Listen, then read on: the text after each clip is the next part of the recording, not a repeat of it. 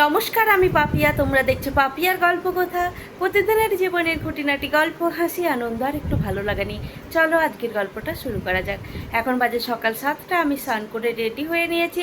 এখন যাব ঠাকুর ঘরে। আজকে বিশ্বকর্মা পুজো। নিজেদের মতন করেই একটু বাড়িতে পুজো করব। আর গাড়ি সাইকেল যেগুলো আছে ওগুলোর একটু পুজো করে নেব। তাই চান করে চলে এসেছি। এবার রেডি হয়ে যাব ঠাকুর ঘরে। এই যে পুজোর সমস্ত কিছু জোগাড় হয়ে গেছে, এবার পুজোটা শুরু করে দেবো।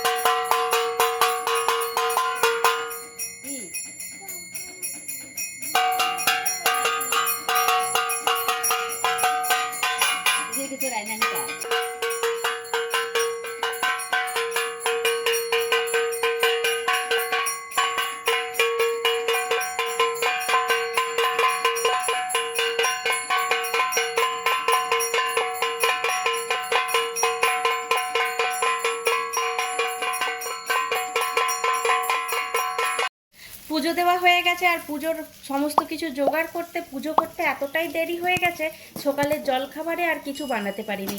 সেই জন্যই অর্ডার করে দিয়েছিলাম মিশাল পাও। এই যে চলেও এসেছে, চলো পার্সেলটা খুলে নিই আর সবাই মিলে জলখাবারটা খেয়ে নিই। আলাদা করে আর প্লেট নিতে হবে না, এইভাবেই খাওয়া হয়ে যাবে। এই যে রসাও দিয়েছে আলাদাভাবে, দেখছি, দেখে তো মনে হচ্ছে টেস্টি হবে। চলো জলখাবারটা খেয়ে নিই। দোকানে চলে এসেছি, চলো ভেতরে যাওয়া যাক আর নতুন কি মাছ এসেছে দেখা যাক। দেখো প্রচুর মাছ এসেছে আবারও, দেখো।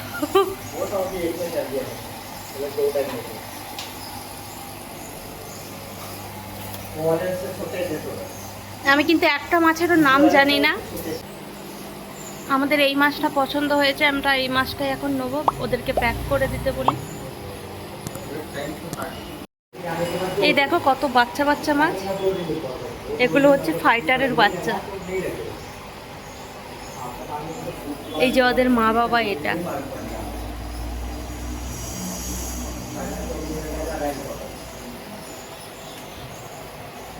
এখানেও কিন্তু অনেক ছোট ছোট বাচ্চা মাছ আছে। এই দেখো এই মাছগুলো নিয়ে আমরা এখন বাড়িতে যাচ্ছি।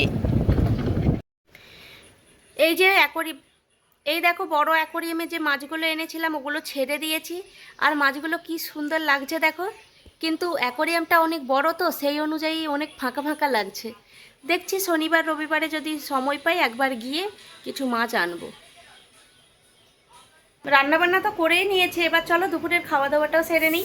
আজকের গল্পটা এখানেই শেষ করছি। আজকের গল্পটা তোমাদের কেমন লাগলো অবশ্যই কমেন্ট করে জানিও।